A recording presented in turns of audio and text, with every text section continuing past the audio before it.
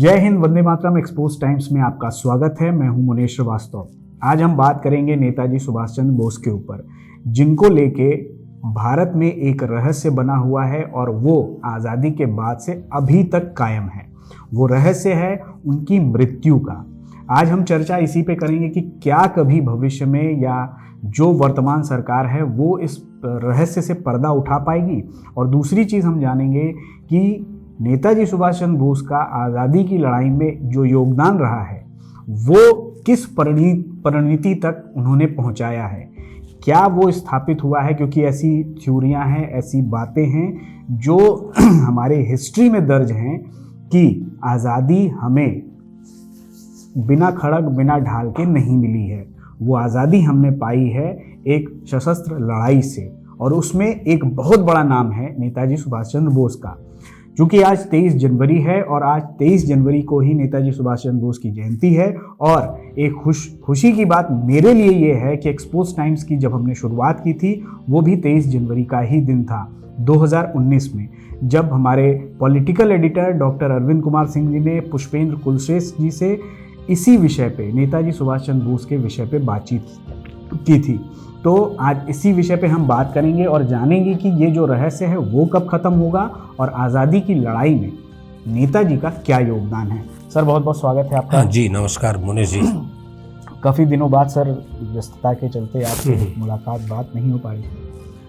विषय मैंने बता दिया है सर कि नेताजी बोस का हमारी आज़ादी की लड़ाई में क्या योगदान है जानते सभी हैं, लेकिन आपके मुख से सुनना, क्योंकि आपने कई स्पीच में नेताजी पे एक लंबा व्याख्यान दिया है और आपकी स्पीच से बहुत सारे लोग प्रभावित हुए हैं। तो जो फैक्ट है, एक पुस्तक लेखक हैं अनुज धर, उन्होंने बहुत सारी पुस्तकें लिखी हैं जिसमें उन्होंने फैक्ट दिए हैं। तो सवाल यही है कि ये रहस्य कब खत्म होगा। मुखर्जी आयोग ने रिपोर्ट दी, अनुज धर ने अपनी पुस्तकों में लिख दिया, तमाम ऐसे हिस्टोरियन हैं, रिसर्चर हैं जो लगातार काम कर रहे हैं। फिर भी 18 अगस्त 1945 को जो नेताजी की मृत्यु हुई थी उससे पर्दा नहीं उठ पा रहा है कि वो सही थी या गलत थी। मनोज जी, 23 जनवरी नेताजी के जन्मदिन के कारण तो ये तारीख काफ़ी मशहूर है, लेकिन इस तारीख का मेरे जीवन में भी काफ़ी महत्व है, क्योंकि इसी 23 जनवरी को ही 95 में मुझे नेशनल कैडेट कोर में कमीशन मिला। जी। निश्चित तौर पे पूरे हिंदुस्तान के अंदर किसी फ्रीडम फाइटर के बारे में ज़्यादा जानकारी की उत्सुकता अगर लोगों के बीच में है तो जाहिर सी बात है कि वो नेताजी सुभाष चंद्र बोस के बारे में है। जी। उसके पीछे कई कारण हैं, लेकिन इसके पहले कि हम लोग उस पर चले, हम पहले अपने स्वतंत्रता आंदोलन को बारीकी से समझ लें। क्योंकि जब स्वतंत्रता आंदोलन के लिए जनमानस तैयार होने लगा तो विचारधाराओं की टकराहट थी। एक विचारधारा महात्मा गांधी की थी, जिनका ये कहना था कि हिंसा के सहारे हमें अपनी स्वतंत्रता नहीं लेनी है, दुश्मन का हृदय परिवर्तन कर देना है और वो हमें हमारी स्वतंत्रता देकर चले जाए, हम इसमें यकीन रखते हैं। यानी दूसरे शब्दों में सत्य और अहिंसा का सहारा लेकर वो स्वतंत्रता चाहते थे। लेकिन दूसरी तरफ ऐसे विचारधारा के लोग भी राष्ट्र के अंदर थे जिनका ये कहना था कि अगर हमें स्वतंत्रता अपनी लेनी है तो हमें अपनी ताकत का इस्तेमाल करना पड़ेगा और उसके लिए जो भी सादेह होगा उस रास्ते पे हम चल के उसको लेंगे। अब ये विचारधारा की टकराहट थी। अब यहां से मैं इस बहस के अंदर बिल्कुल नहीं जाना चाहूंगा मुनेश जी कि साहब किसका श्रेय ज्यादा था, किसका कम था। दोनों अपने अपने ट्रैक पे वर्क कर रहे थे।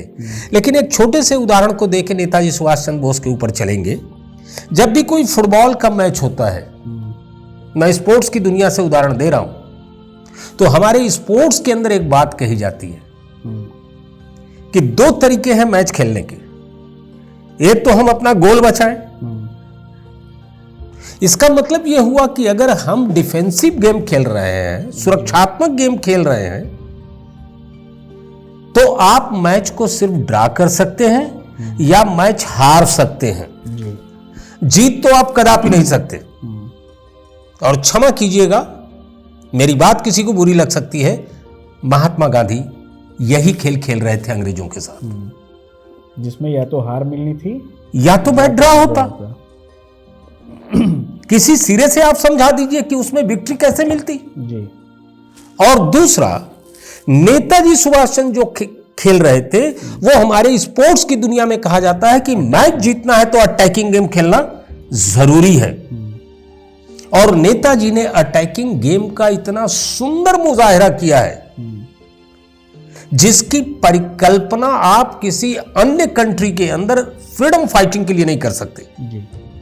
जैसे उदाहरण के तौर पे मैंने पहले ही कहा कि मेरी बातों को आप कंपैरिजन में मत ले जाइएगा कृपया।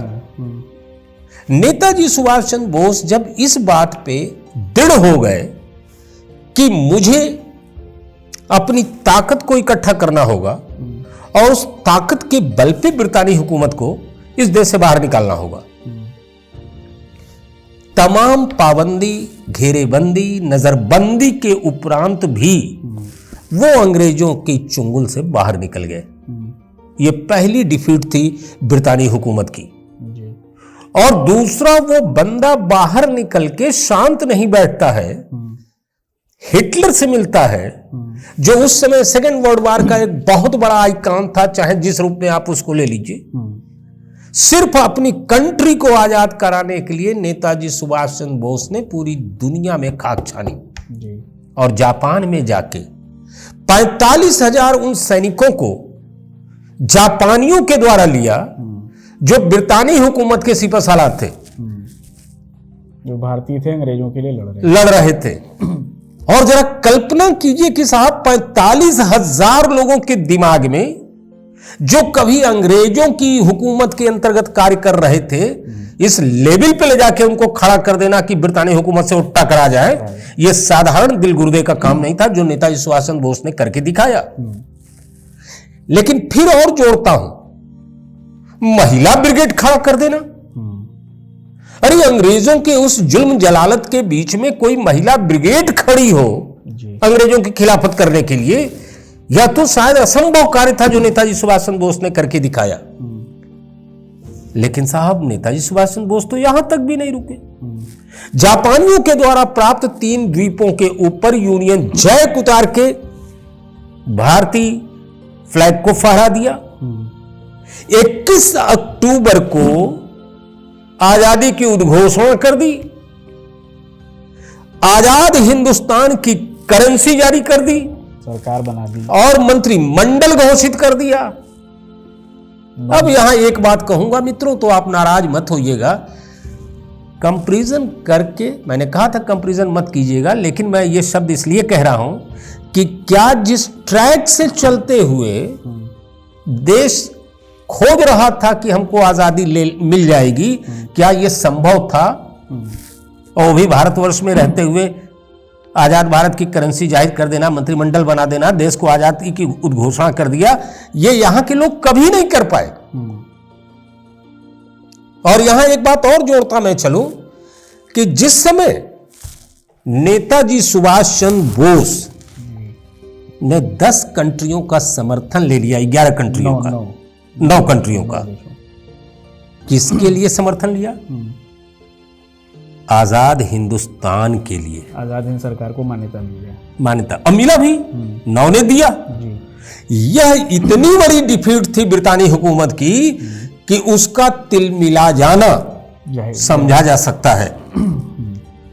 और कहा तो यहां तक जाता है कि ब्रितानी गुप्तचरों को आदेश दिया गया इस घटना के बाद कि वो जहां भी मिले उनको आप खत्म करो, नेताजी सुभाष चंद्र बोस को। मुझे नहीं लगता कि हिंदुस्तान के अंदर किसी नेता के लिए यह स्थिति पैदा हुई हो भारतवर्ष के अंदर कि वो जहां मिले उसे खत्म कर दिया जाए, न गांधी के लिए, न जवाहरलाल नेहरू के लिए, न किसी और के लिए।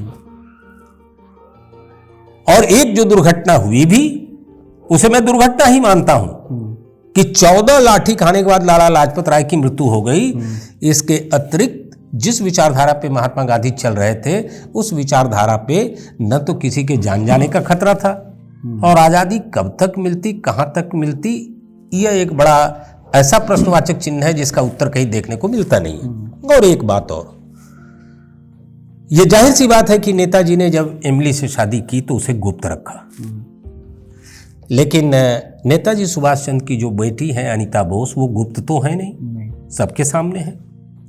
और अगर जापान ये कहता है कि रिनकोजी मंदिर में नेताजी सुभाष चंद्र बोस की अस्थियां रखी हुई जो प्लेन दुर्घटना में थी, तो यह थोड़ा सा बड़ा अद्भुत प्रसंग नजर आता है कि भारत सरकार ने आज के दौर में जहां डीएनए टेस्ट बहुत आसान है और जग जाहिर है कि नेताजी सुभाष चंद्र बोस की बेटी अभी है, तो ये डीएनए टेस्ट करा के इस खेल को, इस मिस्ट्री को समाप्त क्यों नहीं किया? यही सर सबसे बड़ा प्रश्न है जी। वर्तमान सरकार जो भाजपा की है, नरेंद्र मोदी गवर्नमेंट है, वो उन्होंने बहुत सारे डॉक्यूमेंट्स को डीक्लासिफाई किया है जो रहस्य बने हुए थे। बावजूद इसके इतना कार्य करने के बाद भी इस रहस्य पे क्यों चुप्पी साधे हुए हैं? इस आपके सवाल का जवाब मैं यहीं से उठा लेता हूं। जो फाइलें डिक्लासिफाइड हुई उस फाइलों में यह बात इस्टेब्लिश हो गई बिना किसी जो है दाएं बाएं बात किए हुए कि श्रीमती इंदिरा गांधी के रिजिम तक नेताजी सुभाष चंद्र बोस के परिवार की जासूसी होती रही। यानी दूसरे शब्दों में मुनेश जी, कांग्रेस गवर्नमेंट ये नहीं चाहती थी कि नेताजी सुभाष चंद्र बोस की लोकप्रियता उस सीमा तक जाए जहां बाकी के सारे कांग्रेसी नेता दब जाएं। अब आप कहेंगे या मेरे अन्य साथी ये कह सकते हैं कि नहीं, ऐसी बात नहीं थी, कांग्रेस इतनी छोटी सोच की नहीं थी। तो फिर सवाल यह उठता है कि जासूसी क्यों?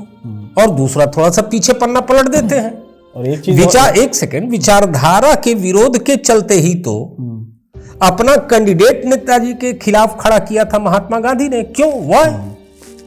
और उस कैंडिडेट के पराजित होने के बाद ही नेताजी ने जो है कांग्रेस को छोड़ा और फॉरवर्ड ब्लॉक की स्थापना की।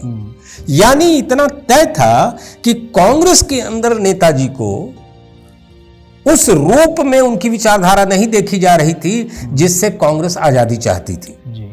यही कारण है कि नेताजी को छोड़ना पड़ा कि भाई ठीक है, आप अपने ट्रैक पे चलो, मैं अपने ट्रैक पे चलता हूं। लेकिन एक तरफ आउटपुट है अपनी कार्रवाइयों का, आउटपुट 3 द्वीपों के ऊपर आजादी, करेंसी बना लेना, मंत्रिमंडल बना देना, स्वतंत्र भारत की उद्घोषणा कर देना, ये आउटपुट दिखाई दे रहा है नेताजी का। और इतना ही नहीं साहब, 45,000 आजाद हिंद फौज खड़ी करके ब्रितानी हुकूमत से टकरा जाना। 60,000 सेना थी, उसमें से 43,000 की सेना जो लड़ते लड़ते मारी गई थी। जी, इतनी बड़ी कैजुअलिटी किसी, और उसमें से 17,000 की संख्या को दिल्ली के लाल किले में कैद करते हैं वो। और आप जरा सोचिए कि आज तक ये बात समझ के परे है कि देश आजाद होने के बाद उन आजाद हिंद फौज के सिपाहियों को भारतीय सेना में क्यों नहीं लिया गया? क्या वो गद्दार थे?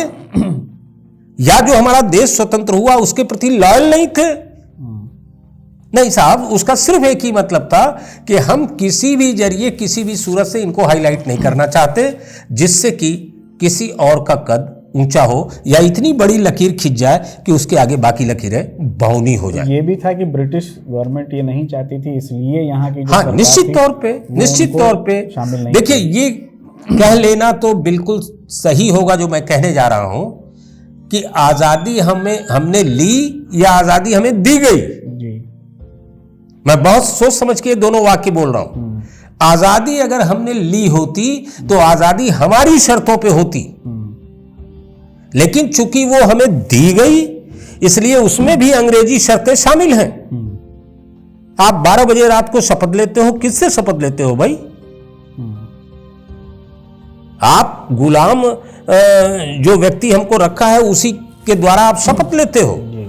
और तमाम ऐसे हिडन एजेंडे थे, वो जो आती हैं विदेशी कंपनियों का जो एग्रीमेंट कर लिया अंग्रेजों ने कि साहब कुछ भी करो, इनको आप बाहर नहीं निकालोगे, जिसमें वो ब्रुक बॉन्ड टी थी और वो लाइफ ITC, हाँ, तमाम चीजें थी। तो ये सब क्यों किया आपने? और बहुत सी बातें तो ऐसी हैं जो गवर्नमेंट ने हिडन एजेंडे में, यानी कि ठीक है उसका लिखत पढ़त में कुछ नहीं मिलेगा, लेकिन आपने लिया और ऐसी दुनिया की कौन सी कंट्री होगी जो अपने ही देश के फ्रीडम फाइटर पे समझौता करके आजादी ले रही हो। दूसरी कोई कंट्री होती तो आज नेताजी सुभाष चंद्र बोस आइकन हो गए होते पूरी दुनिया के। उस देश के लिए तो बात छोड़ दीजिए, यहां पग पग पे नेताजी सुभाष चंद्र बोस के ऊपर रहस्य गहराया गया। सर मेरा सवाल यही है कि वो रहस्य क्यों बना हुआ है, ऐसा क्या मजबूरी है भारत सरकार की, आप इसको कैसे देखते हैं? देखिए, फिर मैं इसका दबाव है। निश्चित तौर पे मैं आपको एक चीज बता दूं कि जैसे जैसे देश अपने समृद्धि के ऊपर जाएगा और तमाम विदेशी ताकतों की निर्भरता उसकी घटती जाएगी, तमाम वो चीजें अब बाहर आ जाएंगी। अगर उसमें पॉलिटिकल एजेंडा शामिल नहीं होगा तो इसको समझिए, जिसको कहते हैं ना कि समर्थ को नहीं दोष गोसाई। बहुत सी चीजें ऐसी होती हैं कि हम इस समय इसलिए नहीं बोलने के हालात में हैं कि हमारे रिश्ते कई कंट्रियों से खराब हो सकते हैं। कंट्रियों से रिश्ते खराब होने का मतलब है कि हमारे इकोनॉमिकल अर्थव्यवस्था के ऊपर चोट पड़ सकती है। तो साहब इतने बड़े तो बेवकूफ हम नहीं हैं कि साहब जिस डाल पे बैठे हैं उसी को काटे, और यही मजबूरियां रही। लेकिन कांग्रेस की मजबूरी दूसरी थी। उस मजबूरी पे, इस मजबूरी पे कांग्रेस को मत ले जाइए। तो वो मजबूरी नहीं थी, वहां व्यक्तित्व की लड़ाई थी। हाँ, यस। अभी दूसरी गवर्नमेंट आई, जैसे मान लीजिए बीजेपी आई, कुछ हदों तक वो सीमा से बाहर निकले। जैसे काफी अगर वो फाइलों को डिक्लासिफाइड न करते, आप नेताजी सुभाष चंद्र बोस को सम्मान न देते, आप दिल्ली का राजपथ देख लीजिए, वहां उनका वो लगाया जाता है, स्टैचू लगाया जी, उनके संदर्भ में संग्रहालय बनाया जाता है। तो कुछ हदों तक तो बाहर निकले, लेकिन अभी भी पूरी कंट्री शिद्दत के साथ इंतजार कर रही है कि नेताजी सुभाष चंद्र बोस को भारत सरकार कब डिक्लेयर करेगी कि उनकी मृत्यु इस सन में हो गई। ये तो मैं भी आश्वस्त होकर कह सकता हूं कि आज की तारीख में नेताजी जीवित नहीं होंगे, लेकिन उनकी मृत्यु प्लेन क्रैश में हुई या उनकी मृत्यु एजेंटों के द्वारा पकड़कर उनको मार दिया गया या उनकी मृत्यु स्वाभाविक हो गई। ये तीन विकल्प हैं। अलग बात है, मिस्ट्री जोड़ने वाले गुमनामी बाबा से भी उसको जोड़ते हैं, बहुत सी नेताजी के सामान मिलते हैं उनके पास, लेकिन कम से कम भारत सरकार को गुमनामी बाबा की ही गुत्थी सुलझा देनी चाहिए। उस पे जो अभी भी फैजाबाद में रखे हुए उनके सारे सामान, कोई तो स्रोत होगा। आखिर नेताजी की चीजें उनके पास क्यों बरामद हुई, कैसे बरामद हुई? इसके या तो नेताजी से वो संपर्क में थे या वो स्वयं नेताजी थे, लेकिन हम कयासों के आधार पर ये बातें कह सकते हैं। इसमें एक चीज जोड़ना चाहूंगा कि जो पत्रकार और राइटर हैं अनुज धर, उन्होंने बहुत बढ़िया काम किया है। उनकी कुछ किताबों को आपने भी पढ़ा है, मैंने भी पढ़ा है, जिसमें गुमनामी बाबा को का जो पूरा प्रकरण है, उनके पास से जो सामान मिलता है, उनके पास उनके जब सामान के पास उनकी पोती या उनके भाई की बेटी या पोती पहुंचती हैं, तो वो भी इस चीज़ से अचंभित रह जाती हैं कि ये सामान नेताजी के अलावा किसी और के पास नहीं मिलेगा। तो ऐसी बहुत सारी चीज़ें हैं जो इस्टेब्लिश करती हैं। हालांकि वो एक रिसर्च का विषय है, और अनुज धर जी ने जो पुस्तक लिखी है उसमें बहुत सारे फैक्ट रखे हैं, दस्तावेज रखे हैं। उन्होंने राइटिंग एक्सपर्ट का भी एक रिपोर्ट ली है, अमेरिका के राइटिंग एक्सपर्ट, और एक डीएनए एक्सपर्ट जो बनारस के ही काशी हिंदू विश्वविद्यालय के हैं, उनसे भी उन्होंने रिसर्च करवाया है, वो जांच करवाई है। उसमें जो गुमनामी बाबा वाला जो प्रकरण है वो काफ़ी हद तक उस प्रकरण को नेताजी की तरफ ले जाता है, लेकिन ये जब तक सरकार इस्टेब्लिश नहीं करेगी तब तक तो संभव नहीं है। जो बात है कि सरकार नहीं करना चाहती या सरकार नहीं कर पा रही है, इसको आप कैसे देखते हैं? नहीं, देखिए, इसमें एक चीज और समझ लीजिए कि अनुज धर जी ने तथ्यों को इकट्ठा किया है, निष्कर्ष तो वो भी नहीं दे पाए। नहीं, पूरी किताब, एक सेकंड, निष्कर्ष उन्होंने भी नहीं दिया। उन्होंने कहा कि ये तमाम तथ्य जो मैंने इकट्ठे किए हैं वो इशारा ऐसा कर रहे हैं जी। कारण क्या है? मोहर किसी भी आयोग की नहीं लगी उन सारे घटनाक्रमों के ऊपर। अब सवाल यह उठता है कि ये कहां कहां से मिस्ट्री खुल सकती थी, जिसका जिक्र अभी थोड़ी देर पहले मैंने कहा कि डीएनए जैसी एक पद्धति हमारे पास आ गई है जो टेस्ट करके ये बताया जा सकता है कि साहब इसी बंदे का ये है कि नहीं है। तो दो में से एक बात तो क्लियर हो जाती कि अगर डीएनए कराया गया होता रिनकोजी मंदिर में जो अस्थियां रखी हैं और अनिता बोस से, और एक जो उनकी बेटी हैं, गुमनामी बाबा के भी, हाँ, तो गुमनामी बाबा का तो मान लीजिए उनका दांत रखा हुआ, हाँ, दांत रखा हुआ, तो कम से कम यह करके इस निष्कर्ष पे हम बहुत आसानी से और प्रैक्टिकली पहुंच सकते थे कि वाकई इसमें सच्चाई क्यों है। बिल्कुल। फिर मैंने जो बोला, किसी का हित प्रभावित हो रहा है, लिहाजा वो नहीं चाहता कि इस निष्कर्ष तक सारी बातें जाए। आज की तारीख में जैसे अब ये जिक्र ही आ गया तो ये बातें मैं कह दे रहा हूं कि बनारस के अंदर अभी हाल में एक शोध समिति ने जब इतिहास के पन्नों को पलटना शुरू किया तो हम बचपन से सुनते आए थे कि जगतगंज नाम का एक मोहल्ला है, लेकिन जब तथ्यों को हमने खंगालना शुरू किया तो ब्रिटिश आर्काइव से प्राप्त दस्तावेज ये हमको बतलाए कि साहब काशी में एक बगावत 14 जनवरी 1799 को हुई थी। उस रिसर्च टीम में आप भी हैं? उस रिसर्च टीम में मैं भी था, और 1799 में जो कत्लो गारत हुआ उसकी कब्र है काशी के अंदर। अब इन तथ्यों को हम कैसे जो है वो किनारे कर सकते हैं, साइड लाइन पे ले जा सकते हैं कि साहब ये तथ्य माने नहीं है। अरे भाई, वो जो कब्र है उस कब्र पे लिखा हुआ है कि 14 जनवरी 1799 को जो मारे गए उन 4 अंग्रेज अधिकारियों का नाम लिखा हुआ है, जिन्होंने मारा उनके बिना। चेरी, हाँ, कमांडर चेरी है, कैप्टन कानवे है, और पूरे मतलब हिंदुस्तान में ऐसी कब्र नहीं मिलेगी जिसपे मरने वाले के साथ मारने वाले का भी नाम लिखा हो, मर्डर्ड बाय वजीर अली। मैं उसी बात को फिर बैक कर रहा हूं कि हमारे पास तथ्य अगर है तो उसे वेरीफाई क्यों नहीं कर रही है गवर्नमेंट। गवर्नमेंट इसलिए वेरीफाई नहीं कर रही है कि उससे कहीं ना कहीं उसका कोई पॉलिटिकल हित टकरा रहा है। इसके अलावा तो और कुछ मैं समझने से रहा। दूसरी चीज, अगर कंट्रियों का दबाव है, जैसे फॉर एग्जांपल इंग्लैंड है, बाकी है, यूरोप है, अमेरिका है, इनका दबाव है, तो जाहिर सी बात है जिस दिन इनका दबाव हटेगा उस दिन हम करेंगे। लेकिन फिर भी बहुत कुछ बाहर आया है, लेकिन नेताजी के संदर्भ में बाहर नहीं आया है, उनकी मृत्यु के संदर्भ में। और निश्चित तौर पे यह हमारी कंट्री के लिए, मैं एकदम बेलौस बोल रहा हूं, ये एक ऐसा बदनुमा दाग है जिसकी पीड़ा हमको सदियों तक परेशान करती रहेगी कि अपने ही फ्रीडम फाइटर की हमने इतनी भी खोज खबर नहीं ली कि उसकी मृत्यु को एक सम्मानजनक बिंदु तक पहुंचा सके।